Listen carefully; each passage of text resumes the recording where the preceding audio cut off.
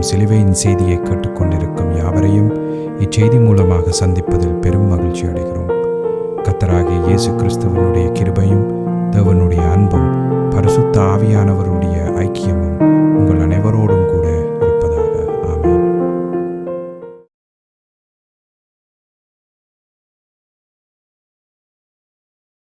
நான் போல் பாலபாஸ்கரன். நான் ஒரு இவாஞ்சலிஸ்ட். சிலுவையின் செய்தி என்ற இந்த நிகழ்ச்சியில் என் சகோதரர்கள், என் சகோதரிகள், என் நண்பர்கள் எல்லோரையும் மறுபடியும் சந்திப்பதில் நான் பெரும் மகிழ்ச்சி அடைகிறேன். இந்த அருமையான நேரத்தை கர்த்தராகிய இயேசு கிறிஸ்து எங்களுக்கு ஒதுக்கி தந்திருக்கிறார். இந்த நேரத்தில் கர்த்தருடைய வேத வார்த்தைகளை உங்களோடு பகிர்ந்து கொள்வது எனக்கு மிகுந்த சந்தோஷத்தை அளிக்கிறது என்பதை நீங்கள் அறிந்து கொள்ள வேண்டும். கர்த்தருடைய வார்த்தை என சொல்லப்படும் பொழுது அதை திருப்பி நான் சொல்லுகிறதனுடைய விளக்கம், அது ஒவ்வொருவருடைய இருதயத்துக்குள்ளே உறுதியாக நாட்டப்பட வேண்டும் என்பதற்காகவே அப்படி நான் சொல்லி கொண்டிருக்கிறேன். கர்த்தருடைய வார்த்தை என சொல்லப்படும் பொழுது அது எந்த காலத்திலும் சிலுவையில் அறையப்பட்ட இயேசு கிறிஸ்துவை பற்றியே பிரகடனப்படுத்துகிறது என்ற உண்மையை நாம் தெளிவாக அறிந்து கொள்ள வேண்டும். மத்தேயு 4:4 நம்முடைய ஆண்டவராகிய இயேசு கிறிஸ்து மனுஷன் அப்பத்தினால மாத்திரமல்ல, தேவனுடைய வாயிலிருந்து புறப்படுகிற ஒவ்வொரு வார்த்தையினாலும் பிழைப்பான் என்று சொல்லியிருக்கிறார். அப்போ அவருடைய வாயிலிருந்து வெளிப்படுகிற ஒவ்வொரு வார்த்தையினாலுமே மனுஷன் பிழைப்பான் என்பதை நாம் தெளிவாக அறிந்து கொள்ள வேண்டும். அப்போ அந்த வார்த்தையார்? வார்த்தை தான் இயேசு கிறிஸ்து. இயேசு கிறிஸ்து தான் வார்த்தை. அந்த வார்த்தை தான் தேவன். திருப்பி மறுபடியும் சொல்கிறேன், வார்த்தை தான் தேவன், தேவன் தான் வார்த்தை. அப்போ அந்த வார்த்தை மாம்சமாகி இந்த பூலோகத்துக்கு இறங்கி வந்து தன்னை பலியாக சிலுவையிலே ஒப்பு கொடுத்து மனுஷனுடைய பாவத்திலே இருந்து பூரணமாய் விடுதலை கொடுத்தது என்பதை யோவான் 1:14, யோவான் 1:29 அந்த 3 வேத வாக்கியங்களும் யார் இந்த இயேசு கிறிஸ்து, அவர் என்ன செய்தார், அதால் நமக்கு என்ன பலன் ஏற்பட்டது என்ற விவரம் தெளிவாக சொல்லப்பட்டிருக்கிறது. சுவிசேஷம் சொல்லப்பட்டிருக்கிறது என்பதை நாம் தெளிவாக அறிந்து கொள்ள வேண்டும். இப்பொழுது நாம் வேத வார்த்தைக்கு செல்வோம். ரோமர் 8:10 மிக முக்கியமான ஒரு வசனம். மேலும் கிறிஸ்து உங்களில் இருந்தால் சரீரமானது பாவத்தின் நிமித்தம் மரித்ததாயும் ஆவியானது நீதியின் நிமித்தம் ஜீவனுள்ளதாயும் இருக்கும். அப்போ முதலாவது ஒரு பெரிய ஒரு கேள்வியை போட்டு பரிசுத்த ஆவியானவர் பவுல் அப்போஸ்தலன் மூலம் கொடுக்கிறார். அந்த கேள்வி என்னென்றால், கிறிஸ்து உங்களிலே இருக்கிறாரோ? வேறு கதை ஒன்றும் வேண்டாம், கிறிஸ்து உங்களிலே இருக்கிறாரோ என்று சொல்லி பரிசுத்த ஆவியானவர் ஒவ்வொரு கிறிஸ்தவனையும் கேட்கிறார். அப்போ கிறிஸ்து உங்களில் இருந்தால் என்ன நடக்கும் என்பதைத்தான் நான் தொடர்ச்சியாக இப்பொழுது பிரசங்கித்து கொண்டிருக்கிறேன். கிறிஸ்து உங்களில் இருந்தால் அதன் பிரதிபலன் என்ன என்பதை நான் உங்களுக்கு எடுத்து கூறியிருந்தேன். அப்போ இந்த வேத வார்த்தைக்கு நான் தெரிந்து கொண்ட தலையங்கம், கிறிஸ்து உங்களில் இருக்கிறாரா, இருந்தால் அதற்கு அடையாளம் என்ன என்று சொல்லி ஒரு கேள்வியோடு இந்த தலையங்கத்தை நான் முடித்திருக்கிறேன். இப்பொழுது நாம் இது பற்றி விவரமாக அறிந்து கொள்வதற்கு ஏதுவாக ஜெபத்திற்கு கடந்து செல்வோம். அருமையானங்கள் பிதாவே, உமக்கு ஸ்தோத்திரம். பரலோகத்தின் தேவனே, உமக்கு ஸ்தோத்திரம். உம்முடைய குமாரன் இயேசு கிறிஸ்துவை பலியாக சிலுவையிலே ஒப்பு கொடுத்து அவருடைய வெளியேறப்பெற்ற இரத்தத்தினால் தேவரீர் நீர் எல்லோரையும் மீட்டுக்கொண்டீர். அதற்காக உமக்கு இன்றைக்கும் ஸ்தோத்திரம். நாங்களோ பாவத்துக்கு மரித்து எங்கள் கர்த்தராகிய இயேசு கிறிஸ்துவுக்குள் தேவனுக்கென்று பிழைத்திருக்கிறோம். அருமையான பிதாவே, இதனை கேட்டுக்கொண்டிருக்கும் என் சகோதர சகோதரிகள், நண்பர்கள் எல்லோரையும் தேவரீர் ஆசீர்வதித்து அபிஷேகித்து பிரகாசமான மனக்கண்களை அவர்களுக்கு கொடுத்தருள வேண்டும் என்றும், அதே நேரம் அடியேனையும் அபிஷேகித்து அவர்களுக்கு நிதானமாக போதிக்க உம்முடைய பரிசுத்த ஆவியானவர் தாமே முன்னின்று போதனையை செய்ய வேண்டும் என்று இயேசு கிறிஸ்துவின் நாமத்தினால் கேட்டுக்கொள்கிறேன் பிதாவே. Amen and amen and amen. Hallelujah, hallelujah, hallelujah. Thank you, Jesus. Praise the Lord, praise the Lord, praise the Lord. கடந்த கடைசி செய்தியில் இறுதியாக நான் உங்களுக்கு சொல்லியிருந்தேன் என்ன மாதிரி என்று சொன்னால், எப்பொழுதும் தேவன் தன் ஜனத்தோடையே வாசம் செய்ய விரும்புகிறார் என்ற உண்மையை மனிதன் அறிந்திருக்க வேண்டியவனாக இருக்கிறான். தேவன் எந்த காலத்திலும் மனுஷனோட வாழுகிறதற்கு அவர் விருப்பமாக இருக்கிறார் என்றதை நாம் தெளிவாக அறிந்து கொள்ள வேண்டும். அப்போ ஏன் மனுஷனுக்குள்ள வாழ முடியாமல் போனதென்று சொன்னால் கவனமாக கேட்டுக்கொள்ளுங்கள். மனுஷனுக்குள்ள வாசம் செய்ய முடியாமல் போனதற்கு காரணம் என்ன? அவனுக்குள்ளே அந்த பாவம் இருந்ததனால, ஆதாமனுடைய பாவம் அவனுக்குள்ளே இருந்ததனால தேவன் மனுஷனுக்குள்ள வாசம் செய்ய முடியாமல் போய்விட்டது. அதனாலே அவர் வனாந்தரத்தில் இருந்த வாசஸ்தலத்திலும் அதன் பின்பு ஆலயத்திலும் வாசம் செய்ய வேண்டியதாக இருந்தது. அப்போ பாவியான மனுஷனோடு மகா பரிசுத்தமான தேவன் எவ்விதமான தொடர்பையும் எவ்விதமான ஐக்கியத்தையும் வைத்திருக்க விரும்புவதில்லை. மனுஷனோ மகாபாவியாக இருக்கிறான், தேவனோ மகா பரிசுத்தராக இருக்கிறார். அப்போ மகாபரிசுத்தரான தேவன் மனுஷனோட ஐக்கியம் வைக்க விரும்புவதில்லை. காரணம் என்னென்று சொன்னால் அவனுக்குள்ளே அந்த பாவம் இருக்கிறது. அப்போ ஆரம்பத்தில் இந்த பிரச்சனையை தீர்க்கிறதா இருந்தால் அவர்தான் இந்த பிரச்சனையை தீர்க்க வேணுமே தவிர இது மனுஷனால் தீர்க்கக்கூடிய பிரச்சனை அல்ல. மனுஷனை படைத்த தேவன்தான் மனுஷன் செய்த இந்த மோசமான நிலைமையை அவனில் இருந்து கலட்டி அவனை திருப்பி தன்னோட சேர்த்து கொள்ள வேணுமே தவிர மனுஷனால் அவர்கிட்ட போகிறதற்கோ அவரை அண்டி போகிறதற்கோ அவரை கிட்டி போகிறதற்கோ எந்த விதமான வழியும் இல்லை என்பதை நாம் தெளிவாக அறிந்து கொள்ள வேண்டும். அப்போ அவர் என்ன செய்தார் என்று சொன்னால், ஆரம்பத்தில் சர்வாங்க தகன பலியை கொடுப்பதற்கு அனுமதித்தார். அப்போ அதன் மூலம் மனிதனை அந்த பாவத்திலிருந்து மீட்பதற்கு தேவன் தன்னுடைய சகலதையும் கொடுப்பார். தேவன் தன்னுடைய சகலதையும் கொடுப்பார் என்பதை சர்வாங்க தகன பலி பிரதிபலித்தது.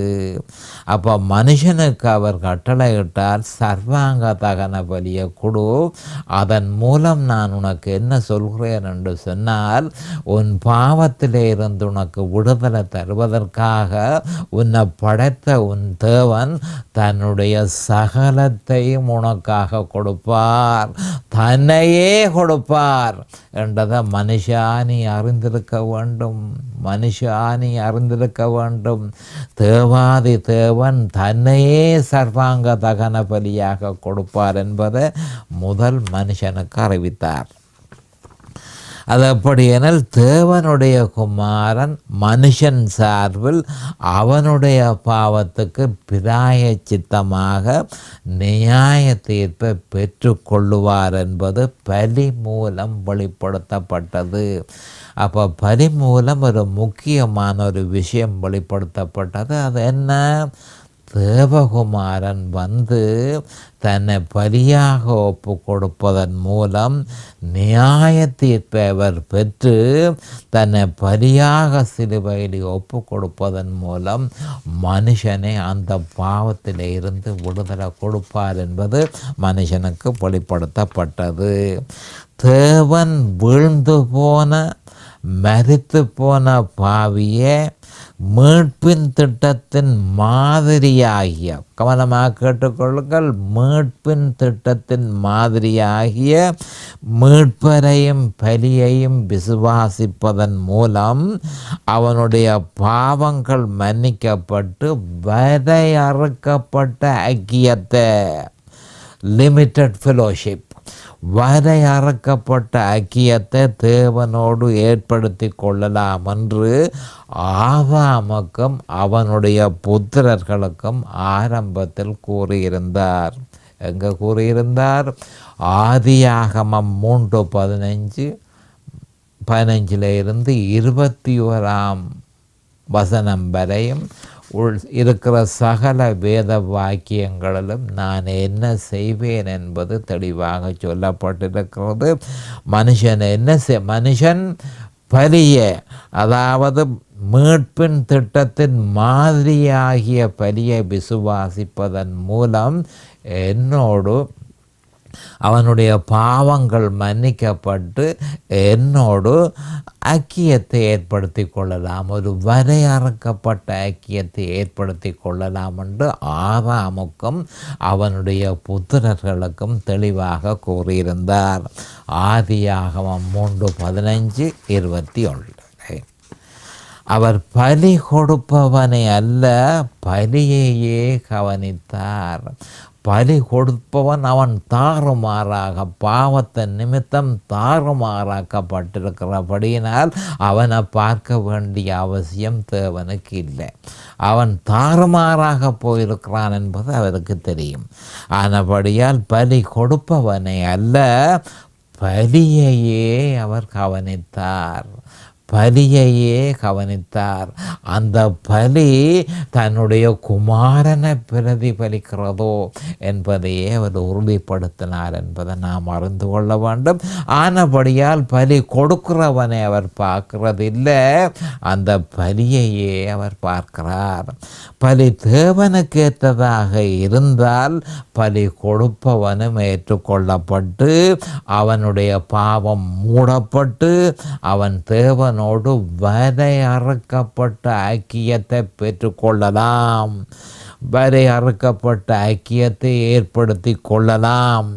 ஆனால் பலி கொடுத்தவனுக்குள்ள பாவத்தின் நிமித்தம் தேவன் உட்செல்ல முடியவில்லை. எபிரேயர் 10:4 அதை தெளிவாக சொல்லுகிறது. அப்போ நான் என்ன சொல்கிறேன் என்று சொன்னால், பலி கொடுத்தவனுக்குள்ள தேவன் அவனுடைய இருதயத்துக்குள்ளே போக முடியாமல் போய்விட்டது. காரணம் அந்த பாவத்தின் நிமித்தம். அப்போ கவனமாக கேட்டுக்கொள்ளுங்கள், இது மிக முக்கியமான ஒரு விஷயம்.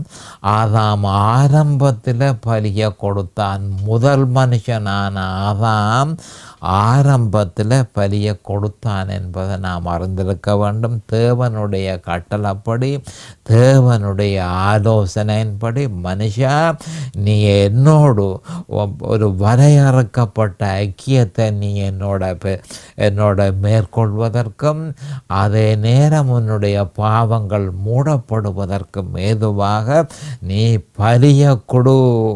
தேவனுடைய குமாரன் ஸ்திரீயினுடைய வித்து உனக்காக வந்து தன்னை பலியாக ஒப்பு கொடுப்பார் என்பதை நீ விசுவாசிக்க வேணும்.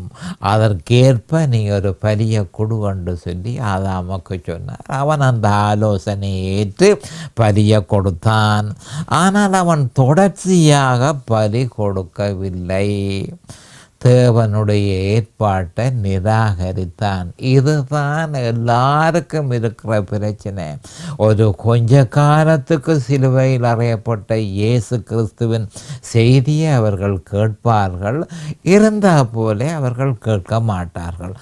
ஆதாமினுடைய குணாதிசயத்தில் இது உண்டு. அப்போ ஆதாம் தேவனுடைய ஏற்பாட்டை நிராகரித்தான். அவன் நிராகரித்த பலிபீடத்தின் மேல், கவனமாக கேட்டுக்கொள்ளுங்கள், அவன் நிராகரித்த பலிபீடத்தின் மேல் ஆபேல் தேவனுக்கு ஏற்ற பலியை கொடுத்தான். அது தேவனாலே ஏற்றுக்கொள்ளப்பட்டது. காயினோ, ஆதாமனுடைய மூத்த புத்திரன் காயினோ தேவனுடைய பலிக்கு பதிலாக தன்னுடைய பலியை கொடுத்தான். அப்போ தேவனுடைய பலியை கொடுக்க அவன் மாட்டேன் என்று சொல்லி தன்னுடைய இருதயத்தில் கற்பம் தரித்த ஒரு பலியை அவன் கொடுத்தான். அது தேவனால் நிராகரிக்கப்பட்டது. ஆபிரகாம் தேவனுக்கு ஏற்ற பலியை கொடுத்தான்.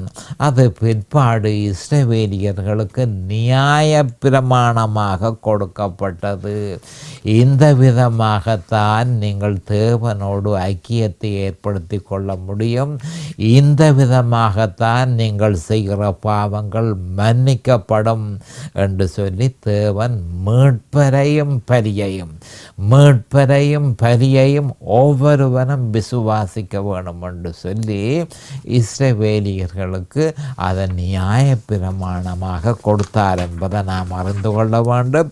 இப்படியாக தேவன் வனாந்தரத்தில் இருந்த வாசஸ்தலத்திலும் பிற்பாடு ஆலயத்திலும் அவர்களோடு இஸ்ரவேலியர்களோடு தங்கியிருந்தார் என்பதை நாம் அறிந்து கொள்ள வேண்டும். அப்போ மகாபரிசுத்த ஸ்தலத்தில் வாசமாயிருந்த இஸ்ரவேலியர்களுக்கு அவர் சமீபமாக இருந்தார். கிறிஸ்து வரும் வரை இவ்வளவு கிட்டவாக அவர்களோடு மகாபரிசுத்த ஸ்தலத்தில் இருந்து அவர்களோடு வரையறுக்கப்பட்ட ஐக்கியத்தை ஏற்படுத்தி இருந்தார். அந்த ஐக்கியத்தின் மூலம் இஸ்ரவேலிய ஜனங்கள் உலகத்தில் உள்ள சகல ஜாதிகளிலும் மேலாக ஆசீர்வதிக்கப்பட்டார்கள் என்ற உண்மையை நாம் தெளிவாக அறிந்திருக்க வேண்டும். ஆகிலும் இயேசு கிறிஸ்து வந்து தன்னை பலியாக சிலுவையில் ஒப்பு கொடுத்து பாவத்தை நிவர்த்தி செய்த பின்பு, அந்த பாவத்தை நிவர்த்தி செய்த பின்பே அதனை விசுவாசிக்கிற ஒவ்வொருவனுடைய இருதயத்திலும் அவர் வாசம் செய்கிறார். 1 கொரிந்தியர் 3:16. அப்போ கிறிஸ்துவின் சிலுவையின் நிமித்தம் பாவத்தின் கடன்கள் செலுத்தப்பட்டவுடன், கவனமாக கேட்டுக்கொள்ளுங்கள், கிறிஸ்துவின் சிலுவையின் நிமித்தம் பாவத்தின் கடன்கள் செலுத்தப்பட்டவுடன் பரிசுத்த ஆவியானவர் விசுவாசியில் நிரந்தரமாக வாசம் செய்யும் பாக்கியம் விசுவாசிக்கு கிடைத்தது. தேவன் மனுஷனுடைய இருதயத்தில் வந்திருக்கக்கூடிய பாக்கியம் இயேசு கிறிஸ்து சிலுவைக்கு போய் தன்னை பலியாக ஒப்பு கொடுத்து பாவ நிவர்த்தி செய்த பின்பு பரிசுத்த ஆவியானவர் மனுஷனுடைய இருதயத்தில் வந்திருக்கக்கூடிய பாக்கியம் ஒவ்வொரு மனுஷனுக்கும் உண்டு. ஒவ்வொரு விசுவாசிகளிலும் அவர் இருக்கிறார் என்பதை நாம் அறிந்து கொள்ள வேண்டும். யோவான் 14:20 தெளிவாக சொல்கிறது. அப்போ இதுகளெல்லாம் எப்படி சாத்தியமானது என்று சொன்னால், இயேசு கிறிஸ்து சிலுவையில் தன்னை பலியாக கொடுத்து அந்த பாவத்தை நிவர்த்தி செய்ததன் நிமித்தமே இந்த நன்மை ஒவ்வொரு கிறிஸ்தவர்களுக்கும் ஏற்பட்டது. எல்லா மனுஷர்களுக்கும் அது உண்டு. இயேசு கிறிஸ்துவை அவன் விசுவாசிக்கிறானோ அவனுக்கு அந்த பாக்கியம் உண்டு. அப்போ இவைகளெல்லாம் அவர் சிலுவையை நிறைவேற்றியதன் நிமித்தமே சாத்தியமானது என்பதை நாம் தெளிவாக அறிந்து கொள்ள வேண்டும். இப்போ நான் என்ன சொல்கிறேன் என்று சொன்னால், இது எப்படி சாத்தியமானது, தேவன் மனுஷனுக்குள்ள வந்திருக்கக்கூடிய பாக்கியம் எப்படி மனுஷனுக்கு கிடைத்தது, இயேசு கிறிஸ்துவின் நிமித்தம் என்றதை ஒவ்வொரு தரம் அறிந்து கொள்ள வேண்டும். அப்போ வெளி 21ஆம் அதிகாரம் 22ஆம் அதிகாரங்களில் நாம் அறிய வேண்டியது என்னென்று சொன்னால், அங்கு பாவம் இல்லை, சாத்தான் இல்லை, தேவ நீதி நிலைநிறுத்தப்பட்டது, புதிய எருசலேம் பூமிக்கு வந்திருந்தது. ஆனாலும் 7 முறை வெளி 21:9, 21:14, 21 22 21 23 21 27 22 1 22 3 7 முறை ஆட்டுக்குட்டியானவருடைய பெயர் அந்த வெளி 21 22 அதிகாரங்களில் குறிக்கப்பட்டிருக்கிறது. எப்படி குறிக்கப்பட்டிருக்கிறது? ஆட்டுக்குட்டியானவர் என்று சொல்லி அந்த வார்த்தை அங்கு சொல்லப்பட்டிருக்கிறது. அப்போ உலகத்தின் பாவத்தை சுமந்து தீர்த்த தேவ அப்போ அது என்ன அறிவிக்கிறது? அப்போ என்ன காரணத்துக்காக ஆட்டுக்குட்டி தேவையில்லை? 21 22 அதிகாரங்களில் சாத்தான் இல்லை, பாவம் இல்லை, புதிய எருசலேம் இந்த பூமியில் வந்திருக்கிறது, எல்லாம் நன்மையாக இருக்கிறது. அப்போ என்ன காரணத்துக்காக 21 22 அதிகாரத்தில் ஆட்டுக்குட்டியானவர் என்று சொல்லி அது 7 முறை குறிக்கப்பட்டிருக்கிறது என்பதை நாம் மறந்திருக்க வேண்டும். அப்போ உலகத்தின் பாவத்தை சுமந்து தீர்த்த தேவ ஆட்டுக்குட்டியின் நிமித்தமே யோவான் 1:29 இந்த பாக்கியம் மனிதனுக்கு கிடைத்தது என்பது அவனுக்கு அறிவுறுத்தப்படுகிறது. மனுஷா, இந்த நன்மைகள் உன்னாலே அல்ல, இயேசு கிறிஸ்துவின் நிமித்தமே உனக்கு கிடைத்தது என்பதை நீ ஒரு பொழுதும் மறக்கக்கூடாது என்பது வலியுறுத்தப்பட்டிருக்கிறது. அதனை நாம் மறக்கக்கூடாது என்பதற்காகவே அது 21 22 அதிகாரங்களில் ஆட்டுக்குட்டியானவர் என்று 7 தரம் சொல்லி இருப்பதன் மூலம் மனுஷனுக்கு ஞாபகப்படுத்தப்படுகிறது. இந்த நன்மைகள் எல்லாம் ஆட்டுக்குட்டியானவரின் நிமித்தமே எனக்கு கிடைத்தது என்று சொல்லி ஒவ்வொரு மனுஷனும் தொடர்ந்து விசுவாசிக்க வேணும் என்பதற்காகவே அப்படி 7 தரம் குறிக்கப்பட்டது என்பதை நாம் அறிந்து கொள்ள வேண்டும். இயேசு கிறிஸ்து மனுஷனுக்காக தன்னைத்தானே பலியாக ஒப்பு கொடுத்ததன் நிமித்தம் தேவன் மனுஷனுக்குள் வந்திருக்கிறார் என்பதனை மனுஷன் ஒரு பொழுதும் மறந்துவிடக்கூடாது என்பதற்காகவே 7 முறை 21 அதிகாரம் 22 வெளி 21 22 அதிகாரங்களில் ஆட்டுக்குட்டியானவர் என்று குறிக்கப்பட்டிருக்கிறதை நாம் மிகவும் கவனமாக அறிந்திருக்க வேண்டும். அப்போ கிறிஸ்துவின் சிலுவை உலக தோற்றத்துக்கு முன்னமே தீர்மானிக்கப்பட்டது. அப்போ இருந்தால் போல கிறிஸ்துவின் சிலுவை தீர்மானிக்கப்பட்டதல்ல, அது உலக தோற்றத்துக்கு முன்னமே கிறிஸ்துவின் சிலுவை தீர்மானிக்கப்பட்டது. 1 பேதுரு 1:18-20 எபேசியர் 1:4 இது பற்றி சொல்லப்பட்டிருக்கிறது. கிறிஸ்துவின் சிலுவை இன்று நேற்று ஏற்பட்ட விஷயம் அல்ல. நான் கவனமாக அறிந்து கொள்ள வேண்டிய ஒரு விஷயம் இருக்குது. அது என்ன மாதிரி என்றால், உலக தோற்றத்துக்கு முன்னமே தேவாதி தேவனுக்கு தெரியும், நான் மனுஷனை படைப்பேன், இந்த மனுஷன் விழுவான், விழுந்து போன மனுஷனை மீட்டு கொள்வதற்காக என் குமாரனாகிய இயேசு கிறிஸ்துவை அனுப்புவேன், அவர் தன்னை பலியாக சிலுவையிலே ஒப்பு கொடுத்து மனுஷனுடைய பாவத்தின் கடன்களை செலுத்தி மனுஷனை அந்த பாவத்திலே இருந்து விடுதலை செய்வார் என்பது உலக தோற்றத்துக்கு முன்னமே தீர்மானிக்கப்பட்ட ஒரு விஷயம். ஆனபடியால் தேவன் நமக்கு கொடுத்திருக்கும் கனத்தை நினைத்து இடவிடாமல் அவரை துதிப்போமாக. மேலும் கிறிஸ்து உங்களில் இருந்தால் சரீரமானது பாவத்தின் நிமித்தம் மரித்ததாயும், திருப்பி மறுபடியும் சொல்கிறேன், மேலும் கிறிஸ்து உங்களில் இருந்தால் சரீரமானது பாவத்தின் நிமித்தம் மரித்ததாயும் என்று சொல்லப்பட்டிருக்கு. எங்கே சொல்லப்பட்டிருக்கு? ரோமர் 8:10 சொல்லப்பட்டிருக்கிறது. அப்போ அந்த சொற்றொடரில் பாவியான மனுஷன் ரட்சிக்கப்பட்டவுடன் அவனுடைய சரீரத்துக்கு என்ன நடந்தது என்பதை பரிசுத்த ஆவியானவர் பவுல் அப்போஸ்தலர் மூலம் கலாத்தியர் 2:20 சொல்லியிருக்கிறத பார்ப்போம். கிறிஸ்துவுடனே கூட சிலுவையில் அறையப்பட்டேன். அப்போ கிறிஸ்து உங்களில் இருந்தால், அப்போ பாவியான மனுஷன் ரட்சிக்கப்பட்ட உடனே என்ன நடந்தது? அதைத்தான் கலாத்தியர் 2:20 பவுல் அப்போஸ்தலர் சொல்கிறார். கிறிஸ்துவுடனே கூட சிலுவையிலே அறையப்பட்டேன், ஆயினும் பிழைத்திருக்கிறேன்.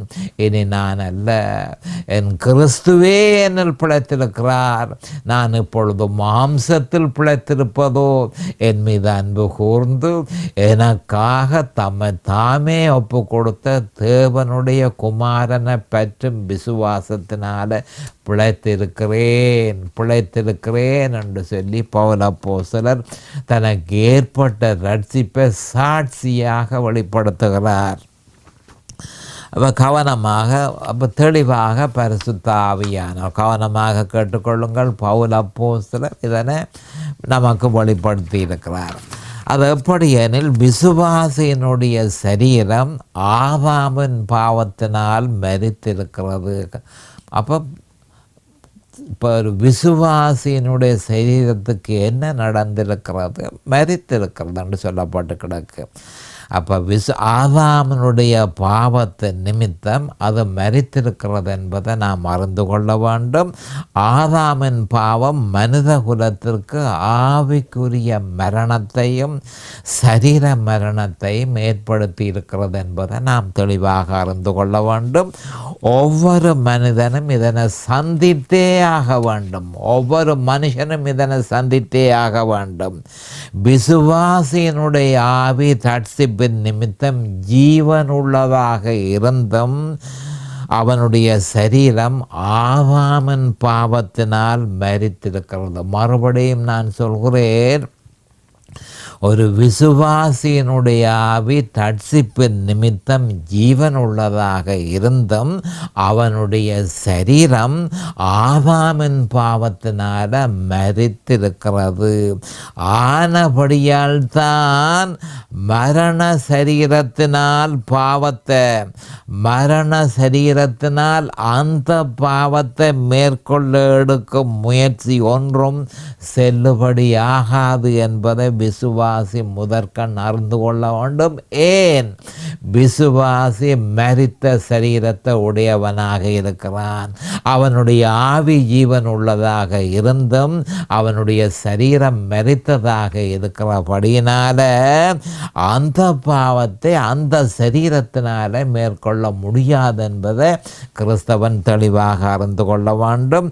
மரண சரீரத்தை உடைய விசுவாசிகள் தம்முடைய மாம்ச பலத்தினால் சேகரித்த சுய விருப்பங்கள், சுய முயற்சிகள், சுய பலங்கள் ஆகியவற்றின் மூலம் ஒரு பொழுதும் அந்த பாவத்தை மேற்கொள்ள முயற்சி செய்யாதிருப்பார்களாக. ஏனென்றால் மாம்ச பலம் அந்த பாவத்தின் பலத்திற்கு சமமானது அல்ல என்பதை நாம் தெளிவாக அறிந்து கொள்ள வேண்டும். மாம்சபலம் விசுவாசிக்கு இடையூறாக இருக்கிறதே அன்றி அவனுக்கு உதவியாக இருக்கிறதல்ல. உதவியாக ஒரு பொழுதும் இருக்க போவதில்லை என்பதை நாம் தெளிவாக அறிந்து கொள்ள வேண்டும். இப்பொழுது நேரம் சமீபமாகிவிட்டது. அடுத்த செய்தியில் விவரமாக பார்ப்போம். அதுவரைக்கும் கர்த்தராகிய இயேசு கிறிஸ்துவின் நாமத்தினால் நான் உங்களை ஆசீர்வதிக்கிறேன். அவருடைய கிருபையும் அவருடைய இரக்கமும் உங்களுக்கு தாராளமாக கிடைப்பதாக. இயேசுவின் நாமத்தில் பரிசுத்த பிதாவே, ஆமேன் அண்ட் ஆமேன் அண்ட் ஆமேன். இந்த சிலுவையின் செய்தியை கேட்பவர்கள் அதன் ஆவிக்குரிய பலனை பூரணமாக அடைய வேண்டும் என்பதே நம்முடைய பிரார்த்தனையாகும். தொலைபேசி மூலம் தொடர்பு கொள்ள விரும்புவோர் 647-465-1224 மூலமும், இமெயில் மூலம் தொடர்பு கொள்ள விரும்புவோர் paulbalabhaskaran@gmail.com மூலமும் தொடர்பு கொள்ளலாம்.